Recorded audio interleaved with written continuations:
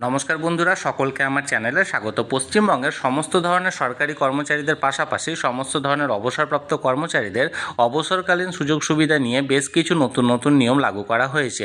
এর ফলে আগামী দিনে যে সমস্ত সরকারি কর্মচারীরা অবসর গ্রহণ করতে চলেছেন তারা নতুন পরিবর্তিত নিয়মে সমস্ত ধরনের অবসরকালীন সুযোগ সুবিধাগুলি পাবেন। এই নতুন পরিবর্তিত নিয়মের ফলে একজন সরকারি কর্মচারী অবসরকালীন কোন কোন সুযোগ সুবিধাগুলি পাবেন এবং কত করে পাবেন সেই বিষয়ে আজকের ভিডিওতে বিস্তারিতভাবে আলোচনা করব।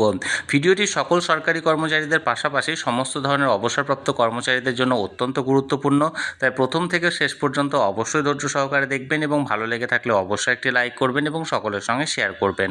আর সেই সাথে এই চ্যানেলে যদি প্রথমবার হয়ে থাকেন এই রকমের ইনফরমেটিভ ভিডিও আরও দেখার জন্য যারা এখনও পর্যন্ত এই চ্যানেলটিকে সাবস্ক্রাইব করেননি তারা অবশ্যই চ্যানেলটিকে সাবস্ক্রাইব করে নিতে ভুলবেন না। তাহলে চলুন আমরা বিস্তারিত জেনে নিই। পশ্চিমবঙ্গের যে কোনো সরকারি কর্মচারী অবসরের সময় নিজের পেনশন ছাড়াও মোট 5টি অবসরকালীন সুযোগ সুবিধা পেয়ে থাকেন বা রিটায়ারমেন্ট বেনিফিট পেয়ে থাকেন। আমরা প্রথমত জেনে নেব যে পেনশন ছাড়াও একজন সরকারি কর্মী রিটায়ারমেন্টের সময় কোন কোন 5টি অবসরকালীন সুবিধাটি পেয়ে থাকেন। প্রথম যেটি পেয়ে থাকেন সেটি হলো গ্র্যাচুইটির সুবিধা, দ্বিতীয়টি হলো পেনশন কমিউটেশন, তৃতীয়টি হলো জিপিএফ, চতুর্থ হলো লিভ এনক্যাশমেন্ট। তবে এটি শুধুমাত্র পশ্চিমবঙ্গের রাজ্য সরকারি কর্মচারীদের জন্য প্রযোজ্য। সরকার প্রসিদ্ধ যে সমস্ত বিদ্যালয়ের শিক্ষক শিক্ষিকা বা শিক্ষাকর্মীরা আছেন তাদের জন্য এই লিভ এনক্যাশমেন্ট সুবিধাটি প্রযোজ্য নয়। এবং পঞ্চমত হলো যদি কোনো সরকারি কর্মচারী জিএসএলআই কাটে, অর্থাৎ যেটাকে গ্রুপ ইন্স্যুরেন্স আমরা বলে থাকি, যেটা প্রতি মাসে মাসে 60 টাকা করে কাটা হয়, সেটা যদি কেটে থাকে তাহলে সেটার একটা সুবিধা। আমরা প্রথমত এক এক করে জেনে নেব যে নতুন পরিবর্তিত নিয়মের ফলে কোন কোন সুবিধাটি একজন সরকারি কর্মচারীরা কত করে পেতে চলেছেন আগামী দিনে অবসরের সময়। প্রথম সুবিধাটা হলো গ্র্যাচুইটি। এই গ্র্যাচুইটিটা যে কোনো সরকারি কর্মী অবসরের সময় পেয়ে থাকেন, তবে এক্ষেত্রে একজন সরকারি কর্মচারীকে অন্ততপক্ষে 5 বছর চাকরি করে থাকতেই হবে। যদি 5 বছর অন্ততপক্ষে তিনি চাকরি করে থাকেন তাহলে সেক্ষেত্রে তিনি রিটায়ারমেন্টের সময় অর্থাৎ অবসরের সময় গ্র্যাচুইটির এই সুবিধাটি পাবেন। তবে কোনো ক্ষেত্রে যদি কোনো সরকারি কর্মচারী কর্মরত অবস্থায় 5 বছরের আগেই যদি তার দুর্ভাগ্যবশত মৃত্যু ঘটে থাকে তাহলে সেক্ষেত্রেও তার পরিবারকে অর্থাৎ তার ফ্যামিলি পেনশনারকে ডেথ গ্র্যাচুইটির বেনিফিটটা দেওয়া হয়ে থাকে সরকারের তরফ থেকে। তাহলে প্রথমত যে গ্র্যাচুইটি আমরা আজকের ভিডিওতে আলোচনা করব রিটায়ারমেন্ট গ্র্যাচুইটি নিয়ে। রিটায়ারমেন্ট গ্র্যাচুইটি অন্ততপক্ষে 5 বছর সার্ভিস করার পর যদি কোনো সরকারি কর্মচারী অবসর গ্রহণ করে থাকেন তাহলে তাকে প্রতি 2 বছর কন্টিনিউয়াস সার্ভিসের জন্য তার লাস্ট 1 মাসের বেতন তাকে প্রোভাইড করা হবে। এবং এই গ্র্যাচুইটি সর্বোচ্চ 16.5 মাসের এবং সর্বোচ্চ 12 লক্ষ টাকা পর্যন্ত প্রোভাইড করা হবে। তবে কিছু কিছু কর্মীদের ক্ষেত্রে এই গ্র্যাচুইটি লিমিট 20 লক্ষ টাকা পর্যন্ত এখানে বরাদ্দ করা হয়েছে, তবে ম্যাক্সিমাম সরকারি কর্মচারীরাই এটা 12 লক্ষ টাকা পাবেন। তাই আমরা 12 লক্ষ টাকার হিসেবটাই আজকে জানব। প্রথমত রিটায়ারমেন্ট বেনিফিটের যে গ্র্যাচুইটিটা পান সেটা প্রতি 2 বছর চাকরির জন্য 1 মাসের বেতন দেওয়া হয়। তবে সেক্ষেত্রে শুধুমাত্র বেসিক পে, যেটা আপনার রিটায়ারমেন্টের সময় আপনার লাস্ট যে বেসিক পে সেই বেসিক পে এবং তার সঙ্গে যে ডিয়ারনেস অ্যালাউন্সটা প্রযোজ্য থাকে, যে পার্সেন্টেজটা থাকে সেই পার্সেন্টেজটা এখানে ক্যালকুলেট করা হয়। তবে কোনো কোনো কর্মচারী যদি এনপিএ পেয়ে থাকেন অর্থাৎ নন প্র্যাকটিসিং অ্যালাউন্স পেয়ে থাকেন তাদের ক্ষেত্রে বেসিক পে, ডিয়ারনেস অ্যালাউন্স এবং নন প্র্যাকটিসিং অ্যালাউন্সটাও ধরেও লাস্ট পেটা এখানে ক্যালকুলেট করা হয়। তবে যেহেতু ম্যাক্সিমাম কর্মচারীরা বেসিক প্লাস ডিএ পেয়ে থাকেন তাহলে আজকের একটা উদাহরণের সাহায্যে আমরা বিস্তারিত জেনে নিই। ধরা যাক একজন সরকারি কর্মচারী 20 বছর 7 মাস চাকরি করার পর লাস্ট বেসিক পে 50,000 টাকাতে তিনি অবসর নিচ্ছেন। এক্ষেত্রে তার গ্র্যাচুইটির পরিমাণ দাঁড়াবে 20 বছর চাকরির জন্য 10 মাসের বেতন এবং প্রতি 6 মাস চাকরির জন্য 0.25 হিসাবে গ্র্যাচুইটি ক্যালকুলেট করা হবে। অর্থাৎ 20 বছর 7 মাসের জন্য তার গ্র্যাচুইটির যে ক্যালকুলেশন প্রসেসটা হবে, বেসিক পে বাবদ এখানে 50,000 টাকা এবং বর্তমানে যেহেতু 18% হারে ডিয়ারনেস অ্যালাউন্সের রেট চলছে তাই 50,000 টাকার 18% অর্থাৎ 9,000 টাকা, অর্থাৎ মোট 59,000 টাকা। এবার তিনি যেহেতু 20 বছর 7 মাস চাকরি করেছেন তাই 59,000 টাকাটাকে 10.25 দিয়ে গুণ করা হবে এবং মাল্টিপ্লাই করার পর তার টোটাল গ্র্যাচুইটির পরিমাণ দাঁড়াবে, রিটায়ারমেন্ট গ্র্যাচুইটির পরিমাণ দাঁড়াবে 6,04,750 টাকা। অর্থাৎ এই পরিমাণ টাকা তিনি গ্র্যাচুইটি বাবদ পাবেন। এবার এই টাকাটিকে ম্যাক্সিমাম দেওয়া হবে 16.5 মাসের এবং আপার লিমিট ধরা হয়েছে 12 লক্ষ টাকা পর্যন্ত। কিছু কিছু কর্মীদের ক্ষেত্রে এই লিমিটটা 20 লক্ষ টাকা পর্যন্ত হলেও ম্যাক্সিমাম কর্মীদের ক্ষেত্রে পশ্চিমবঙ্গ সরকারের তরফ থেকে আপার লিমিট 12 লক্ষ টাকা রাখা হয়েছে গ্র্যাচুইটির ক্ষেত্রে। এবার এই বিষয়টি বোঝার ক্ষেত্রে একটি উদাহরণের সাহায্যে আমি বিষয়টি বোঝানোর চেষ্টা করছি। ধরুন আপনি যদি 40 বছর চাকরি করে থাকেন তাহলে সেক্ষেত্রে প্রতি 2 বছরের 1 মাসের হিসাবে আপনার 20 মাসের বেতন গ্র্যাচুইটি বাবদ হওয়ার কথা, কিন্তু এক্ষেত্রে আপনাকে সর্বোচ্চ 16.5 মাসের বেতন প্রদান করা হবে। অর্থাৎ আপনি টোটাল যত বছরই চাকরি করুন না কেন ম্যাক্সিমাম আপনাকে 33 বছর চাকরির জন্য ম্যাক্সিমাম 16.5 মাসের টাকা আপনাকে গ্র্যাচুইটি বাবদ দেওয়া হবে এবং এর পাশাপাশি আপার লিমিট দেওয়া হবে 12 লক্ষ টাকা।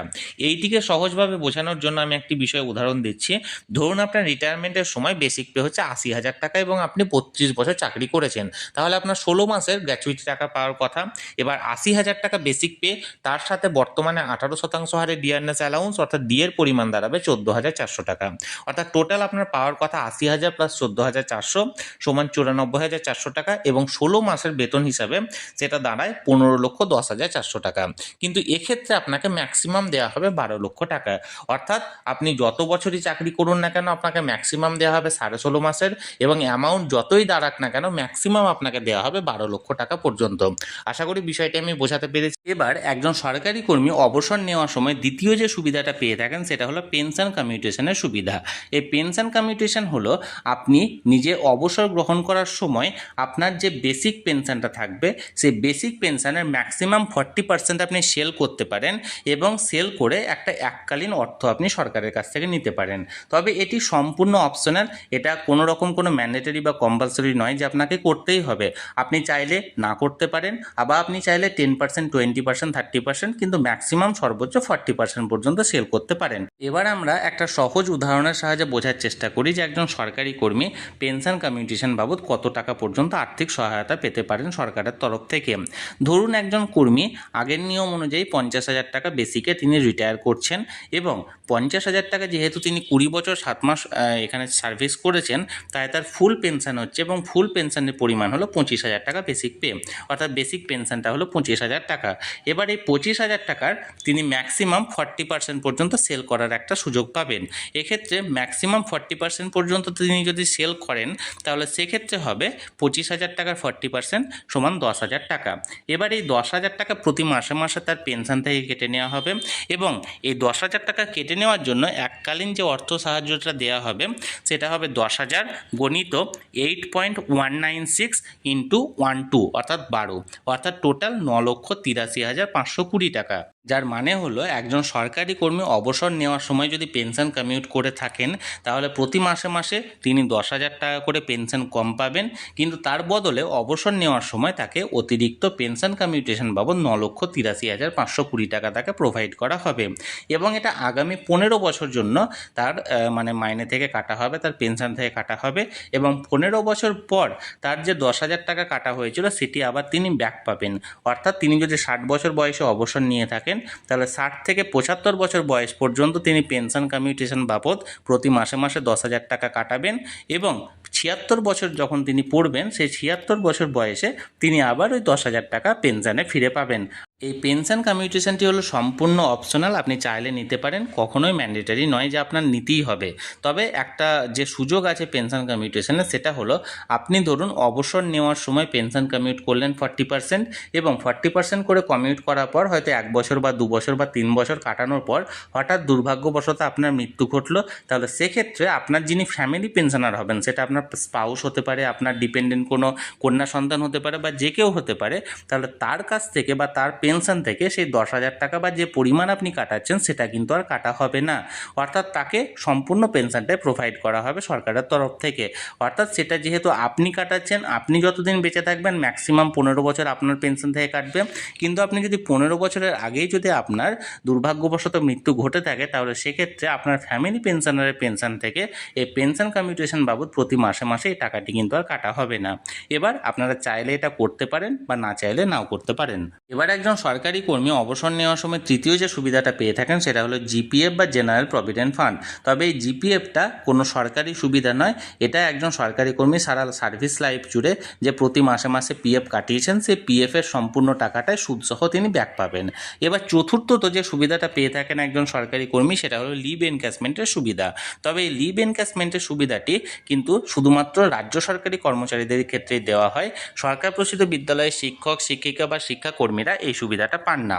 লিভ এনক্যাশমেন্টের যে হিসাবটা সেটা হলো ম্যাক্সিমাম 300 দিন এখানে স্যালারি পেয়ে থাকেন, অর্থাৎ 10 মাসের বেতন একজন সরকারি কর্মী অর্থাৎ রাজ্য সরকারি কর্মীরা অবসরের সময় পেয়ে থাকেন, এবং সেক্ষেত্রে বেসিক প্লাস ডিএ এবং মেডিকেল অ্যালাউন্স তিনটি কিন্তু এক্ষেত্রে যোগ করা হয়। অর্থাৎ আগের নিয়ম অনুযায়ী একজন সরকারি কর্মচারীর বেসিক পে ধরা হয়েছিল 50,000 টাকা এবং বর্তমানে 18% হারে ডিআরএস অ্যালাউন্স বাবদ তার ডিএ বাবদ ধরা হয়েছিল 9,000 টাকা এবং এর পাশাপাশি 500 টাকা ধরা হয়েছিল মেডিকেল অ্যালাউন্স, অর্থাৎ টোটাল 59,500 টাকা, এবং যেটি 300 দিনের সর্বোচ্চ লিভ এনক্যাশমেন্ট পাওয়া যায় অর্থাৎ 10 মাসের বেতন অর্থাৎ 59,500 গুণিত 10 সমান 5,95,000 টাকা টোটাল তাকে লিভ এনক্যাশমেন্ট বাবদ প্রদান করা হবে। আশা করি বিষয়টি আমি বোঝাতে পেরেছি। এই জিএসএলআই বাবদ যে সুবিধাটা দেওয়া হয় অর্থাৎ গ্রুপ ইন্স্যুরেন্সের যে সুবিধাটা দেওয়া হয় সেটা শুধুমাত্র সেই কর্মীদের ক্ষেত্রে প্রযোজ্য যাদের প্রতি মাসে মাসে 60 টাকা করে কেটে নেওয়া হয় ইন্স্যুরেন্স চার্জ বাবদ। যে সমস্ত কর্মীরা এই 60 টাকা কাটান না তাদের ক্ষেত্রে এই গ্রুপ ইন্স্যুরেন্সের সুবিধাটা তারা পাবেন না, তবে যারা যারা কাটিয়েছেন তারা কিন্তু এই গ্রুপ ইন্স্যুরেন্সের সুবিধাটাও অবসর নেওয়ার সময় পাবেন। এক্ষেত্রে সুবিধাটা বলতে কি, আপনি যে পরিমাণ টাকাটা জমা করছেন জিএসএলআই বাবদ সেটাই একটা প্রাপ্ত ইন্টারেস্ট রেটে আপনি এক্ষেত্রে ব্যাক পাবেন নিজের অবসর নেওয়ার সময়। আশা করি বিষয়টি আমি বোঝাতে পেরেছি। তাহলে একজন সরকারি কর্মচারী অবসর নেওয়ার সময় মোট 5টি সুবিধা পান।